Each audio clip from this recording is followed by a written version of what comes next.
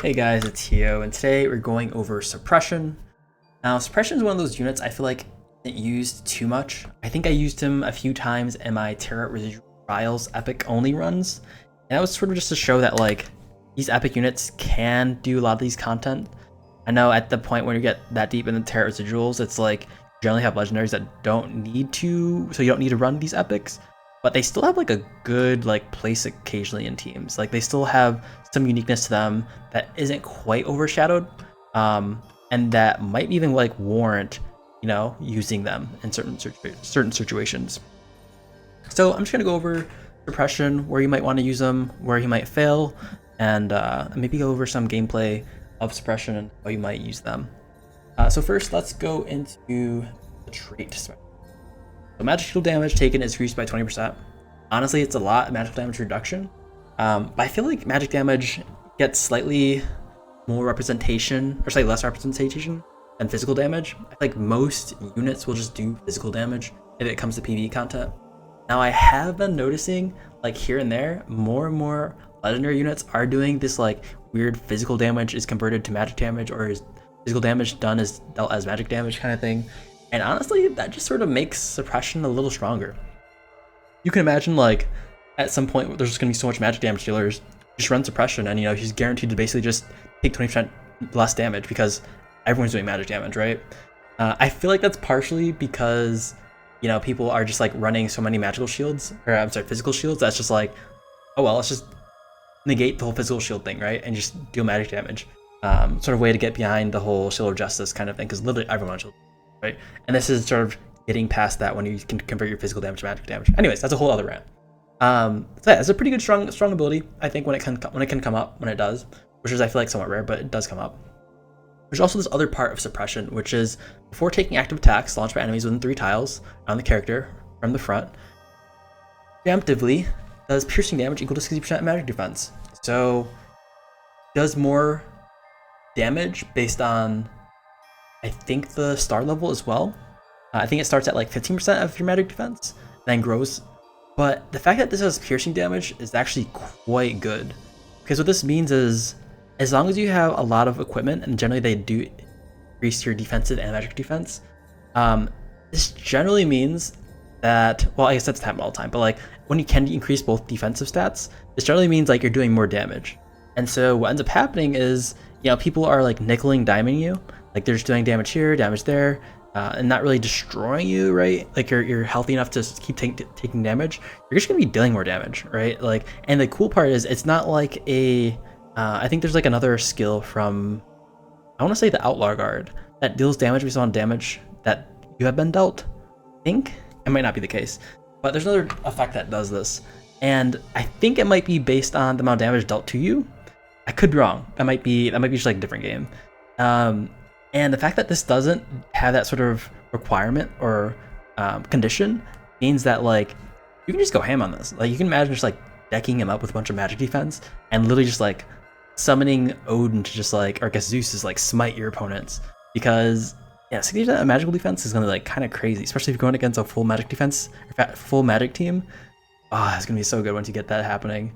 Yeah, this is a pretty cool ability when that happens. At least I'm a really big fan of the animation. And it kind of gets like this cool rep because he's kind of like paladinish, and so you kind of can feel it like him sort of negating magic, right? Like he's just like saying no to magic. I like the cool aesthetic of like him just being like anti-mage. But yeah, his ability is like really neat. It has some defensive capabilities to it, but also has a lot of offensive capabilities. You also notice that like it doesn't matter if the ability that is attacking him is magic either. It just deals damage based on your magical. So that's quite interesting part. Right now I think his magic defense 659, so it's gonna be doing a little more than 300 damage, which honestly not too bad, right? Because this is also gonna be combined with his physical attack, so you have to just imagine that like it's gonna be basically 2k damage if you're assuming his physical attack is doing 100% damage, right? And they're attacking you, so it stacks up basically, right? It adds up all this damage. Yeah, it's cool trait. For his basic, I think there's a few things you can opt for basic. You can get the physical defense, magic defense down. Honestly, that's probably a little better than what I have here. I don't think I have enough Castalia, unfortunately, to switch over to the armor piercing, just because I do think if you do go the route that I went, he's not going to necessarily need the armor piercing, or he's not going to need the energy recovery from strike. Although if you are very heavy on the, I guess, caster side of suppression, this still might warrant some use here, right? It just depends on how you. And that's because if I go look at his skills, so a lot of his skills do have some sort of like energy usage. If you go out and to like take advantage of him using like a bunch of spells, right? Like you got like the demon spear, you got the Devout Guard. I think that's actually just it. But like you can see, like these abilities are quite intensive on the energy. So being able to recoup that outside of just like needing to take hits is going to be quite strong with passive or the auto attack. On top of that, we do have more magical defense, which is just defense magical, which reduces magic damage taken again. I don't think he has alternatives for this. I guess he has the counter strike, which honestly I'm not the biggest fan of, just because it doesn't quite do as much as I'd want it to do. It's not as defensive as I kind of orient my suppression, so I just opt to not really get that. So he just becomes strictly a sort of tank with this kind of build here. Okay, but that only helps to show like how strong he is with his magical tankiness, right? But we do have some ways to help against his defensive side, right? His physical defensive side, and that's why I opted for Flagellant. So this is a passive that gives you penance stacks, and each penance stack decreases damage taken by 8%. That's 3 times, so you can get up to 24% damage reduction, and that's just with magic damage and physical damage. So that's also just quite a lot by itself, right? Because you're including this on top of like the magical damage defense that you get, the damage taken from the magic damage from his reaction skill, but on top of that his trait. So there's just like so much like stacked magic defense in here. So like really good against magic teams. On top of that, once you do have a penance stack, you do get an extra energy. So what ends up happening is like you get a lot of energy production here. So you get 1 energy here, 1 energy for turn, and then 1 energy from Invigorating Strike. So assuming you're not doing too much else, that basically means you can get 3 energy across like a single turn. If you're like attacking and then you're getting hit, or you have a penance strike, a penance stack, then you can just like use that energy for something like a demon spear, which is a demon shear, which is what I opt for. And this is basically just going to sort of act as a a dampener for enemies, and that it reduces their damage down by 2. Now this is a quite common sort of debuff. So if you do have it on a team with this ability, this is a quite large AoE. You probably don't need that, right? You can just sort of use this as like your tank who can also AoE reduce damage on top of like his Flagellant, which is like quite good. On top of that, this is also just like hitting multiple units. So yeah, it's gonna be quite strong. This deals magic damage, so equal to physical attack.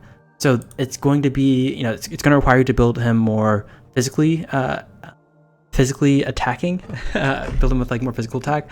But like that just goes to help with like his basic attacks, where like it's already dealing damage based off his physical damage. I don't know. I feel like I saw somewhere that he does magic damage, but maybe not. I guess the ability is just like dealing damage based on his physical attack, which I guess makes sense because most spear users are physical attackers. So. Okay, so this is like really strong. This is really good. This is also a way to just like get past the front line. And the good thing about getting past the front line is like that's what you really care about, right? The units who are in the back dealing damage to all your frontline units are going to need to be hit. And this is nicely hitting them, getting past all their frontliners. So it sort of gets around like anything that's assisting cover or like blocks, right? It sort of gets around that. So it's super, super good. And then to sort of tie everything off, we have one of the better abilities of suppression. I think this is bread and butter, which is Devout Guard. So this dispels 3 buffs, recovers 40% HP, and gives them defense 2.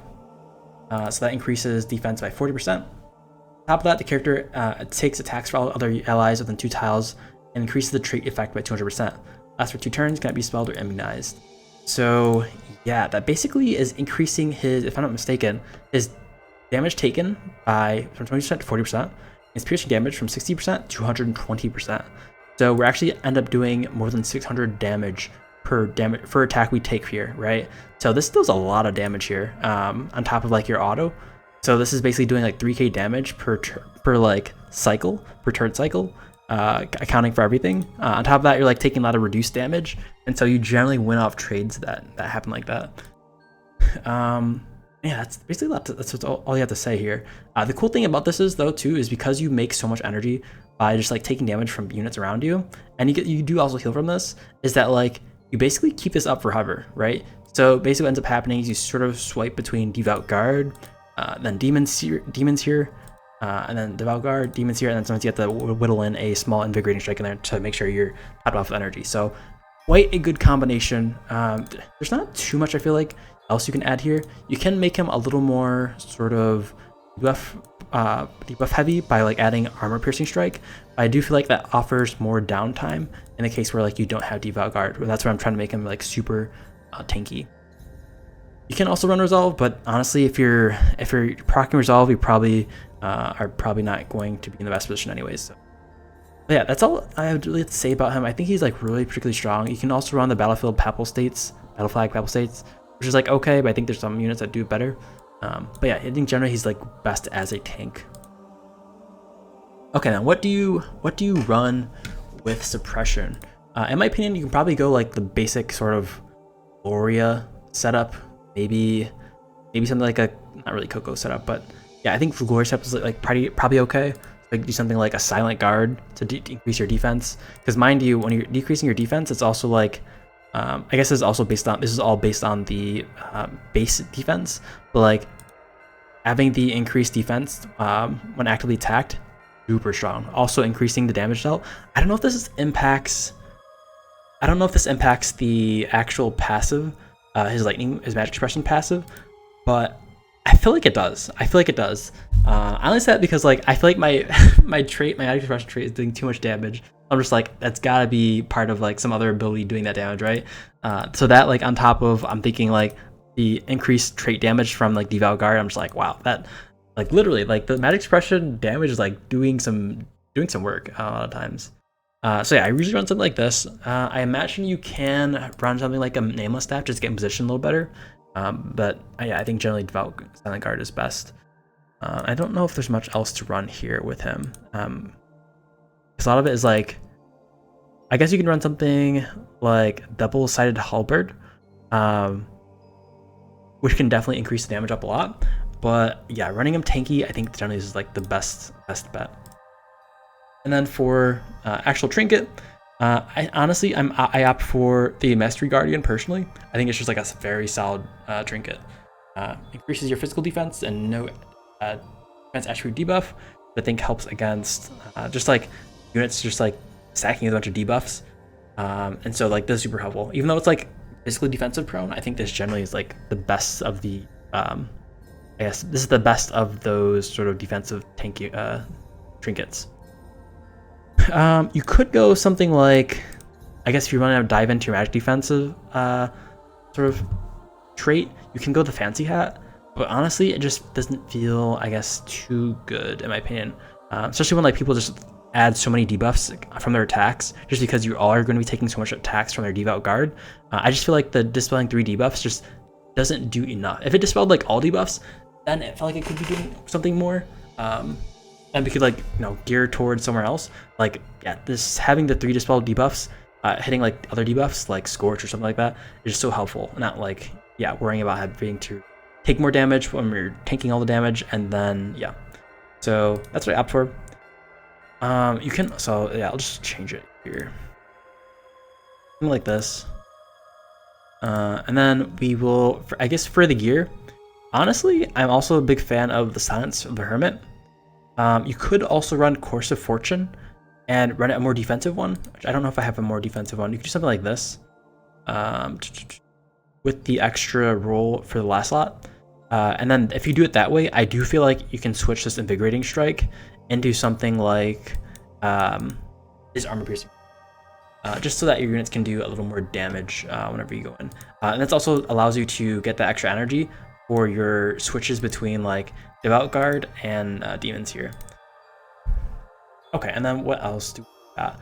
So yeah, I do like the Course of Fortune and the Silence of the Hermit on that, so I'm just gonna add these the Hermit.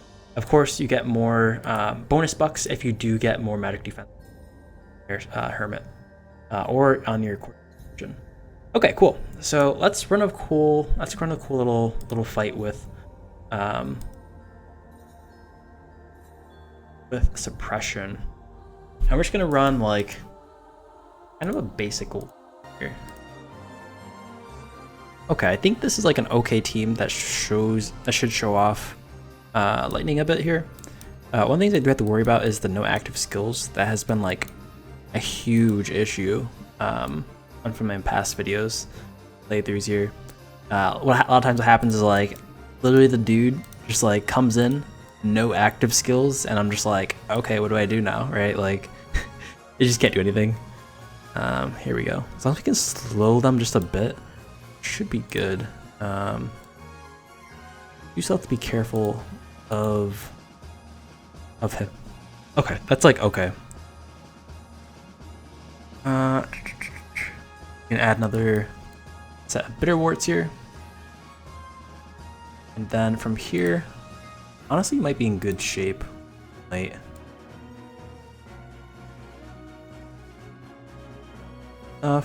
Then if we just... Issue with this here though, is that like, we don't really show off the tanking, right? We do get another turn. We have penance stacks, but we don't have any tanking here. Should be fine though. I mean, it should hopefully show off that like, yeah, the physical attack down 2 is like super strong though. Okay.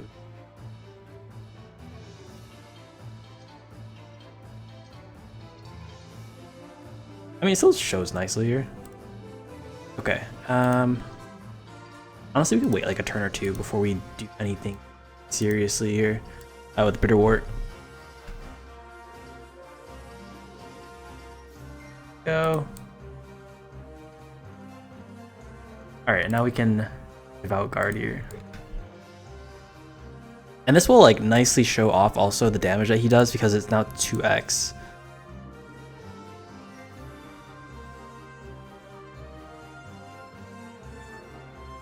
There we go. Look at that.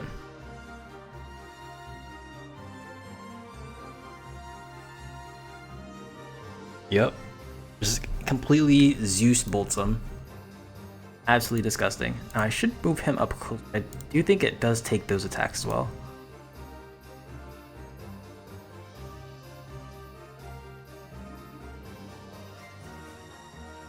Yep. Just see how good it is. It's just like... I mean, this is not particularly unique. Like, someone with any assisting cover can like do this. But like, for a legendary unit? I'm sorry, for epic unit? It's pretty good.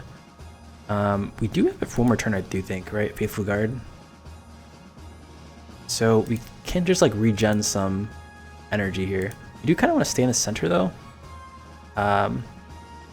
But we can kind of just like hope the shield, the defensive buffs that we get from Papal Ice Priest just like carries us home here.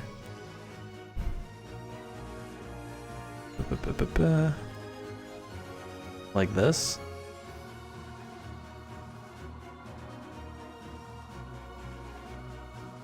Might hurt. Alright, bitter wart coming in pretty clutch there, not gonna lie.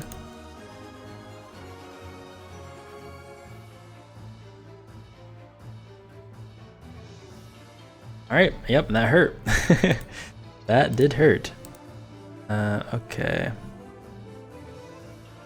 Bitter wart, bitter wart. Okay, everyone besides bitter wart has bitter wart. Okay, now we can just like 17 here. And is anyone being locked down? No one's being targeted here. Can't just go for a demon tier.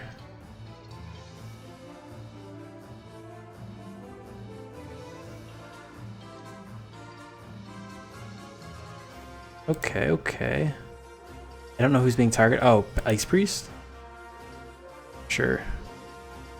And we do have enough energy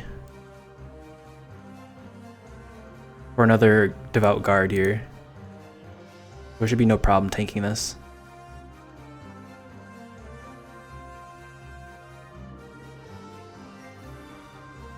And also a good showing of like why reactive heals like that are good.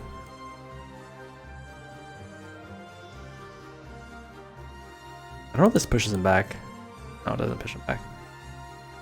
Okay, and like we have more energy for Devout Guard too. This does also make it so like he doesn't need Wheel of Fortune heals, because you can just keep spamming this as long as units keep attacking with like the penance and whatnot. But sure, I'll take it. Like 1 energy isn't gonna do too much here. Like it does help with the damage.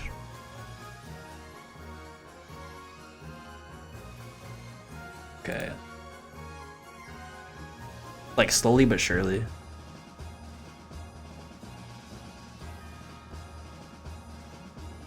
Alright. Let's get our damage cap. Yeah, it's like even suppression is like getting up there with Darken and damage. And like Darken was one of our quote unquote damage dealers. Albeit Darken did die kind of later in the game. It's like damage is still happening there, but piercing defensive attacks. Okay, yeah. So all in all, that is I think good showing. You can see that he's not as tanky as you would like them to be generally. EV Connect, just because I feel like there's so much physical attacks. He does a lot of magical defense, so there's like a sort of disconnect there.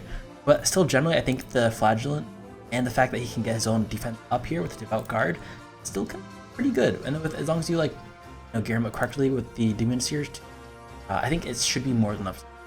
And I think honestly that can probably take you all the way up until like level 60 if you're starting a new account. And just like decent dude. Of course, let me know what y'all think in the comments down below. Well, I'll catch y'all later.